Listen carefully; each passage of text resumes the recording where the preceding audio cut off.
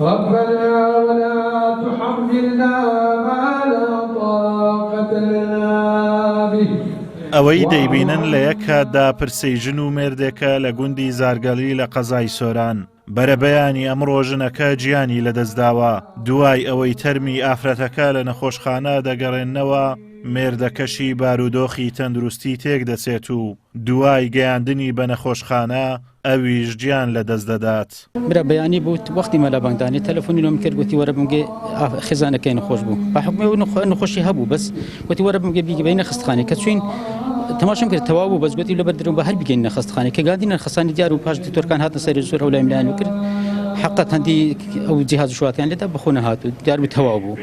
ئەمنش سبەی نەبوو زوو کەسین لەگەر نەبوو بەخۆ بە کوڕ و بە برام حکمت گاندین و مزگەفتی لە مزگەفتی کە جەنازەکەی هینا و خوارێ گاندی نەجێ جەناز شواتی لێشۆن خۆیش دەمەک بوو هەستم کردە گریان شواتەوە وەزعی تێکسو وەڵا لە ناکاو ئەویش بەر بوو گاندی نەخستخانەی ئەویش لە خستانی جانیبە وەخۆی کمەک نەخۆشیەوە بەس زاروان تەبیعی و لە حالەتش تەبیعی دەگە من هاتە خستخانەی کە هەتا لە خستخانەی هینای و مارێ زۆر تەبیعی و پێیوەدیان بەس لەبەر هاوارکردن شواتە دیار بوو وەزاکەی زۆر تێکچوو. دەگمەنن ئەو جۆرە مردنانەی ژن و مێرد بەیەکەوە کۆچ بکەن لە نێو هاوڵاتیان و تۆڕا کۆمەڵایەتیەکان مردنی ئەم دوو هاوسەرە دەنگدانەوەی بە دوای خۆی داهێنا و کە سوکاریان باس لەوە دەکەن دوو هاوسەری زۆر باش بوونە لەگەڵ یەکتر و یەکتریان خۆشویستووە قەدەری خوای پەروەردگاری شواب و هەردووچیان بەیەکەوە کۆچ بکەن.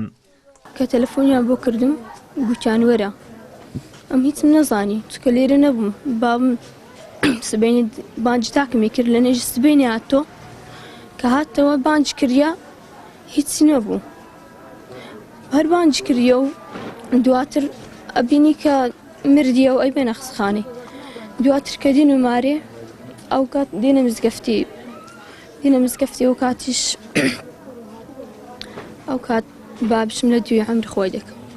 حالەتەکە لە نێژی سبەینێ بووە دەوری سەعات هەفتێک لە هەشتی هەندە نەبووە بەینەکەیان هەموو ساعتێک بێ نەچووە بینی پیاوەکە و ژنەکە خوشکم پێشی ژیانی لەدەستداوە پیاوەکە چوتە مزگەوتێ هاتی تۆ گاسی کردێک کە نوێژی بکە دەستی گاندی تێ کە هەرستی نوێژی بکە سارد بووە گاسی منداڵی کردا چە خۆی کردیا نەمایە گانتیان نەخۆشخانە کە ئەوجا هیناتیان و ماری پاشی هەموو ساعتێک بێ نەچوو ئەویش گیانی لەدەستدا. حکمت محمود تەمەنی 51 ساڵ و فەرمانبەری وەزارەتی ئەوقاف بوو. خێزانەکەشی سەروین کەسەبار ژنی ماڵەوە بووە و تەمەنی 47 ساڵ بووە و لە دوای خۆیان کوڕ و کچێکیان بەجێهێشتووە. لە گوندی زارگەڵی لە قەزای سۆران نیشتەجێ بوون. زۆر جار لە کۆنەوە وتویانە مەرگم لەگەڵ مەرگت بێ یا یاخوا دوای تۆ منیش نەژیم. پێدەچێ ئەم وتانە بۆ چەند ڕووداوێکی لەم شێوێ وترابێت کە لە یەک کاتدا پرسەی هەردووچیان بەیەکەوە بەڕێوە دەچێت. ئازادۆمەراوەی کەناڵی ئاسمانی پەیام گوندی زارگەڵی لە قەزای سۆران.